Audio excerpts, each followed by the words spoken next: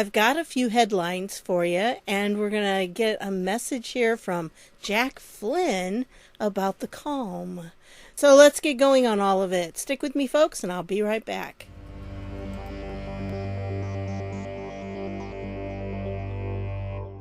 Hey everybody, this is Deb with Truthfication Chronicles, and just a reminder, Friday night, 9 p.m., I'm going to have my first live stream. I spent some time today trying to get prepared for it, because there's just a lot of things I have to learn and get everything set up, so I hope you'll be there. We're going to talk about this document that's out there by the Transition Integrity Project. You need to see some of the stuff that's in it. And various other things, and we'll talk about 9/11, of course, because that's the date that we're going to be doing this on. So I hope you all can be there. All right, let's get going on the headlines. Well, yeah, Joe Biden had a little get-together in Warren, Michigan. This was the setting right here. And if you go through, this is really well done. You need to actually watch this whole thing. But as his motorcade came along, there's like, look at all those people lined up along the street. There's nobody.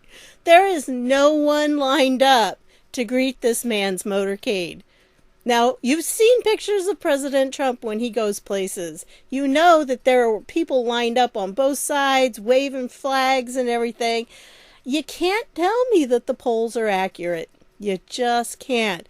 And so, as it go on, again, they're just sitting there waiting for him to come up. And then he finally gets up and he does his little speech. And it's kind of fumbling and just, I can't even believe that anyone would seriously want to vote for this man. He is just so incompetent.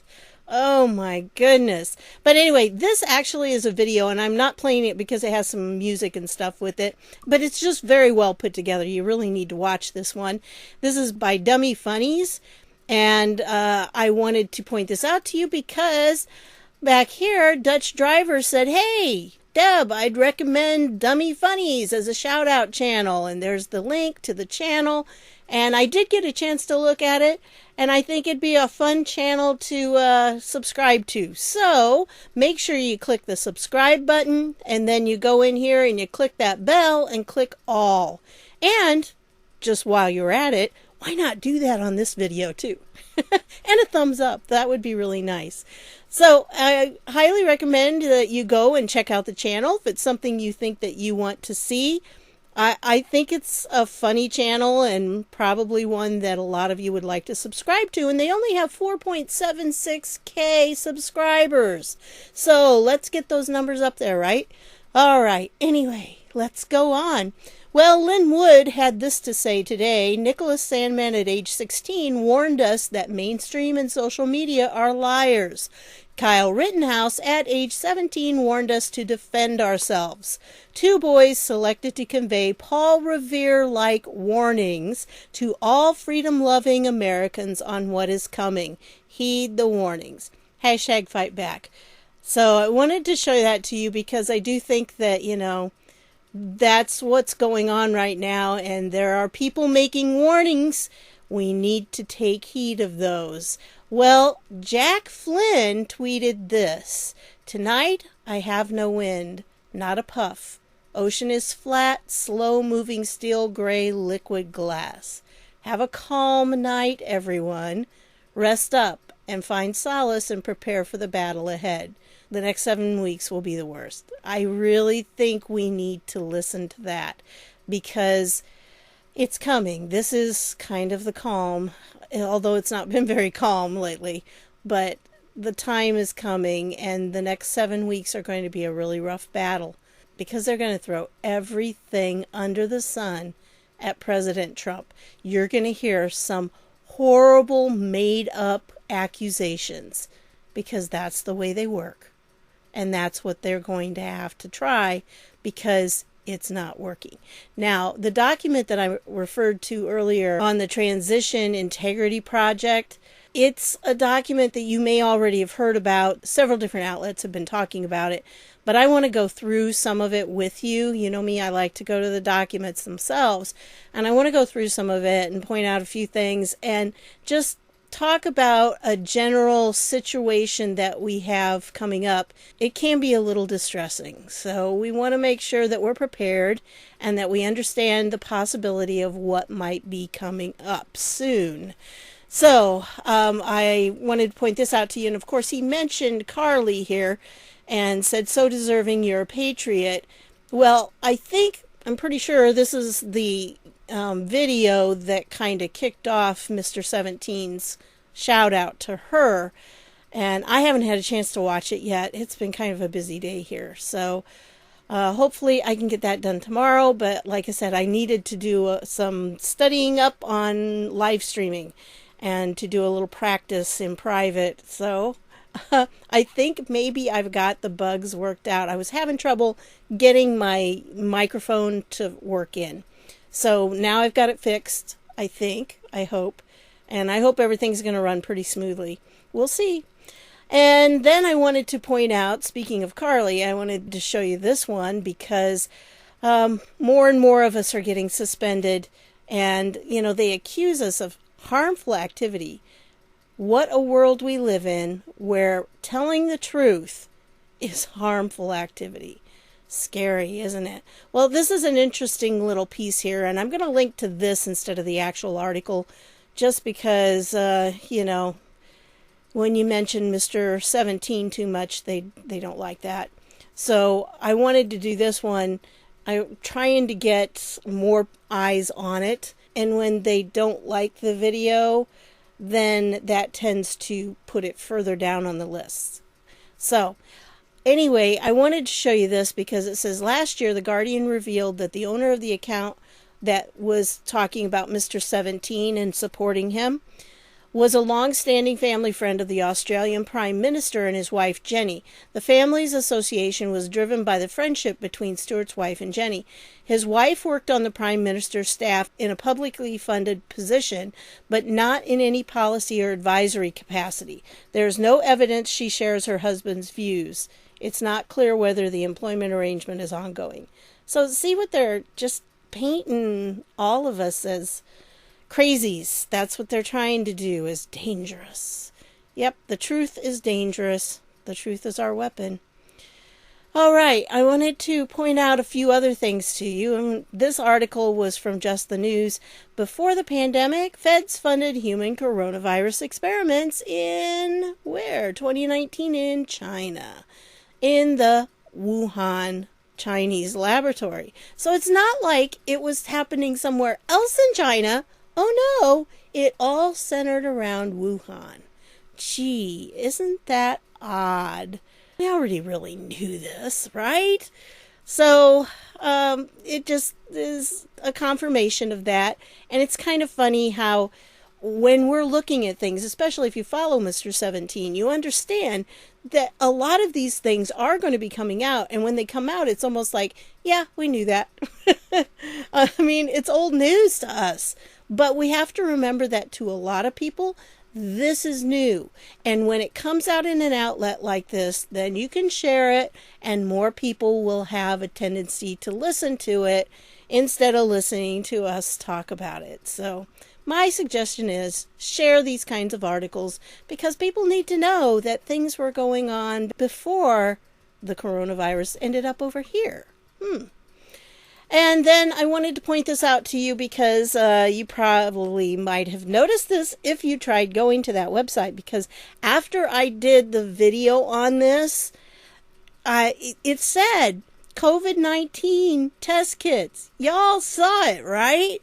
And shortly thereafter, when I went back, it was like, they changed it to medical test kits. When did they do that? Why did they do that? So I think the Worldbank found out that a lot of people were accessing this and decided, yeah, that's got to change. So it changed. Interesting, isn't it? They try to cover their tracks, but we got them on video on that one, right?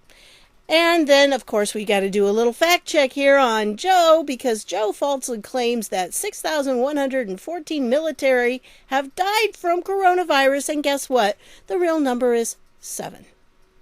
That's being pretty far off there, Joe. And you know, if he's got the numbers that far off, what other numbers are far off? We know, don't we? We know. Oh, look at this. Look. She thinks the entire GOP should be tried for treason. Well, we're going to talk about that Friday night, because the document pretty much accuses all the Trump family of all kinds of crimes. So yeah, she's really off the deep end. All right, and then, of course, speaking of Joe, well, Hunter Biden's Chinese firm helped buy out Michigan Automotive Company to create jobs where? Overseas.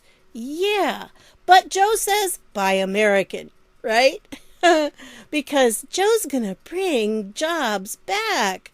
Yeah, how's that working, Joe? How's that working? And so if you go down here in this, I mean, this is just all the dealings that went on with Hunter Biden. And again, a lot of us, if we follow Mr. 17, we're looking at this going, yeah, we knew this. We knew this was going on.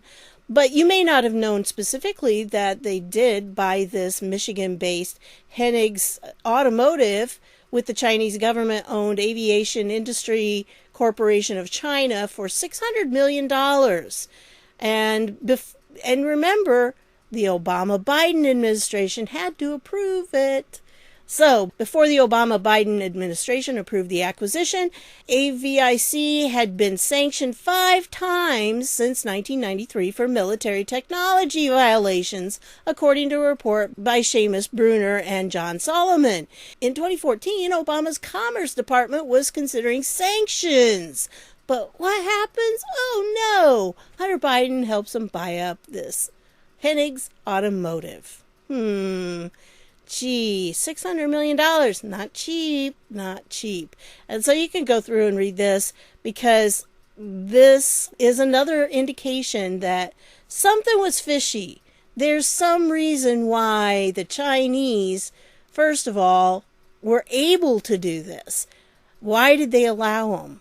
And secondly, how did Hunter end up making a bunch of money off of all this? And it says here, the $600 million acquisition was one of the largest Chinese takeovers of an American automotive company in history, topping AVIC's 2010 takeover of Michigan-based Nextier Automotive for $440 million.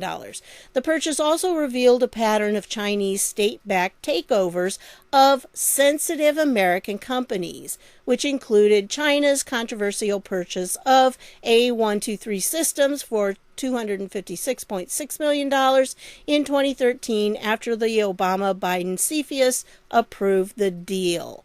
Now, I was trying to tell this friend of mine about this document that I'm going to be sharing with you Friday night, and they were like, well, I don't understand. What's the big deal if China has a business and they take their money out of that business? It's like, yeah, look at the amount of money. A lot of these places that have invited China in and let China purchase some of the major businesses in their area are going to be hurting. If China all of a sudden says, well, you know what, we're just going to take that away. Like, for instance, we found out that Smithfield, one of the largest pork producing companies in the United States, is owned by the Chinese. So what happens if all of a sudden they say, yeah, we're not going to run our companies over here in the United States anymore. We're closing them. We're going to go back to China. And what happens here? You know, there are so many things that China has their hand in, and like it says here, sensitive. And I think that, you know, that's a key thing about this, that they are sensitive American companies, and they're things that would really make a difference.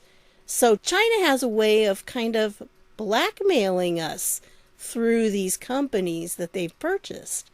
I mean, infiltration, folks, infiltration. Anyway, interesting article. I'll leave this down below and you can read it at your leisure. Then I wanted to just point out this one. I'm not going to go through it, but yeah, this just confirms what we all knew. So I'm going to let you read that one on your own. But yeah, he pretty much said that he liked to be with men and everything. So it goes into some of the details and everything. And so anyway, I'll leave the link to it down below, and you can check it out there for yourself. Well, this is kind of something different, but it's not. And it's part of what I will share with you more on Friday night, because it's kind of detailed. There's a lot to it. But this is one of them that I think we all need to be aware of. General James Mattis plotted overthrow of U.S. government. Because he says there was a discussion between General James Mattis and Director of National Intelligence Dan Coats about a plot to overthrow the elected government of the United States. This saddens me. I voted for Dan Coats. Dan, what'd you do? You know, it's when these people have bought into the lies, there may come a time when we have to take collective action. That's what they were talking about. Collective action. Because they said Trump is dangerous, he's unfit. What do you call a conversation between the defense secretary and the head of the U.S. intelligence apparatus where they are talking about taking, quote, collective action to remove an elected president? It's called sedition, a seditious conspiracy. So, very good article again by Sundance here, and lots of stuff in it. Just remember, there was a huge military purge under Obama in about 2014. That's when Flynn got it. And I'm amazed, but not totally, because Admiral Rogers was put in, I think, in 2014 or thereabouts, and having him there was vital. So it's amazing that he didn't get purged too, although they did try to get rid of him a couple years later. But yeah, a lot of things went on, and the leadership that was left in the military ended up being Obama people. So this isn't surprising to me necessarily, but yeah. So it's an article you definitely probably want to read here. In my opinion, I think it's a good article. Anyway, down here. Then we have this one where Eric Trump says Google is once again trying to manipulate Americans. Type mob or mobs into Google and watch what comes up. Do the same on any other search engine. Nothing to see here. Look at the pictures. I mean, pretty different, huh? Yeah. You're getting a bunch of anime, a bunch of cartoon stuff. That's ridiculous. Anyway, so thought I'd share that with you. And then, guess what is on Twitter? Now, you know, I just told you a little bit ago that a bunch of us have been booted, and more all the time. I mean, it's amazing. I go through my list, and it's like all of these people have accounts suspended, and it's really disheartening. But, yeah, so they're allowed, and they don't mind talking about different things. Now they put it here. It says the hand sanitizer, certified cement free. Yeah. And then, you got to do this GoFundMe because the mean old feds broke her tibia and fibia while she was protesting for your very rights. I'd like to see the video on that. What were you doing that the police felt they had to use force against you? I kind of think it wasn't peaceful. And so it goes on, and of course they got to mention that the city council has banned the use of facial recognition by private companies. Yeah. Can't have anybody getting fingered for doing any illegal acts. And of course here are some of the who to follows that they put up when you look at one. And they're going on, look at this. Soup for my family. And then it says on there, this is a quote by President Trump about it, because what the protesters were doing is they were throwing cans of stuff, cans of food, cans of soup, because then if they got caught carrying some cans of soup, nobody could yell at them for that. I just, food for my family. I'm just carrying that. So they are supposedly making fun of it here. But, that was what happened. It's reality. That's what was going on. And, of course, you've got this Oregon Department of Corrections evacuated 1,450 inmates to one Salem prison. And it's not hard to see that this is a catastrophe in the making on cramming 4 prisons into one during a pandemic. There may have been no good choices in the moment, but leaders could have acted months ago to reduce prison population. That's really what they're working on, because they need more people out on the streets to cause more chaos. And, it's just crazy, the stuff they're going on. So grab some produce.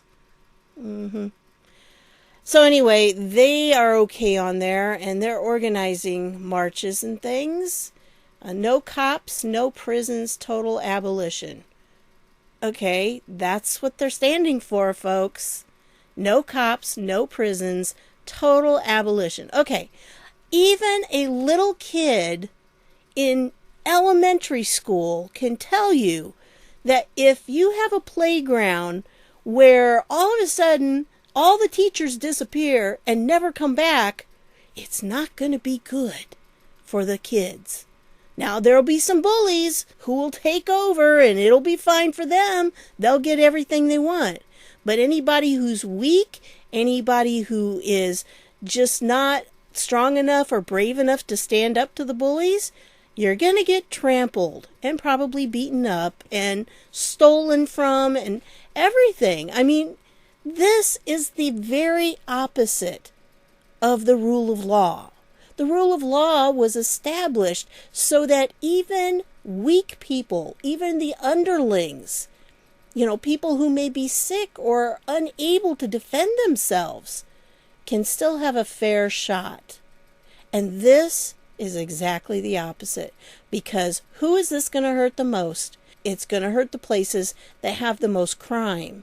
And right now, that's minority neighborhoods. So they're the ones that are going to be hurt the most on it. Maybe, just maybe, this is going to make them open their eyes and say, you know what? I can't support these people anymore. I'm going to walk away from this party because the Democrat Party is not defending us and protecting us. And, well, we're going to talk more about that Friday night, too. So, anyway, speaking of Democrats, guess what Andrew Cuomo has said? Yeah, he said that Donald Trump caused the COVID outbreak in New York. He really did. Listen to this. Donald Trump caused the COVID outbreak in New York. Donald Trump caused the COVID outbreak in New York. That is a fact. It's a fact that he admitted, and the CDC admitted, and Fauci admitted. The China virus, the China virus, the China virus. It was not the China virus. That's crazy, right? I just can't believe he can say that. And especially since he's the man that signed the order that sent sick people back into nursing homes. Killed thousands. And yet he's blaming Trump for the virus in New York. Insanity. It is just insanity these days. So anyway, well, here's a little sanity for you. In case you don't know it, over Labor Day, they had more Trumptillas. How exciting. And this was just another one that went on. You can see all the boats, lots and lots of them, all carrying Trump flags and United States flags. And wow. And, I had a liberal on Twitter when I was posting about this. Well, but that's just what the one that I showed was the record-breaking one that was in 2 or 3 weeks ago, middle of August, and they had about 2,000 ships there. And the guy was like, "Well, that's not very many boats. 2,000, huh?" And I said, "Well, what you don't understand is you've got to take this." I didn't see any boats that had 1 or 2 people on them. Almost all the boats I saw had 4, 5, 6. One of them I saw had 15. So that I could count. Maybe there were more that I couldn't see, but that's what I could count. And a lot of these have bigger groups of people on them. So you're not just talking 2,000. You're talking, what? 4, 8, 16,000 people in all of these boats. So I think it was pretty spectacular, frankly. And the thing is, this is only one location. There were things going on Labor Day in lots of places where they had bodies of water. Up in Michigan, in Lake Michigan, there were some things going on. And, in other places, I've heard reports. Something was happening, I think, over in Hawaii even. They were having something over there. So it's going on. And we keep seeing this, and what the press is trying to tell us with their polls is to ignore what we're seeing and to believe them instead. And I simply cannot do that, folks. I can't, because I'm seeing these huge crowds, and then I see nobody at Joe Biden's. And I can't believe that they could win the vote with that kind of response. I mean, enthusiasm, we've got it. Look at all the people on that boat. I mean, there were a bunch of people there. And every boat that you see has more than one. There's lots of them. There's 3 right there, and then there's more people in the back. And these different ships have different people on them. And it's a massive amount of supporters for President Trump. So again, I don't see any way that we cannot have a Trump landslide, and we need a Trump landslide. So please, if you can, go vote in person. If you can't do that, if there's limitations, I understand. Make sure you get your ballot in. You probably need to be addressing that right now. My parents just got theirs, and they just sent in the documentation so they can get their ballot sent to them. So make sure that you get that done. So we want to make sure that President Trump is reelected, and not just by a little margin. We want it to be such a landslide that there is absolutely no question about it. We're going to need it. And again, I'll tell you a lot more about that on Friday night, because the plan in motion right now is massive, folks. It is just massive. So anyway, that's what I've got for you on this one. I want to thank you for stopping by, and I'll see y'all later.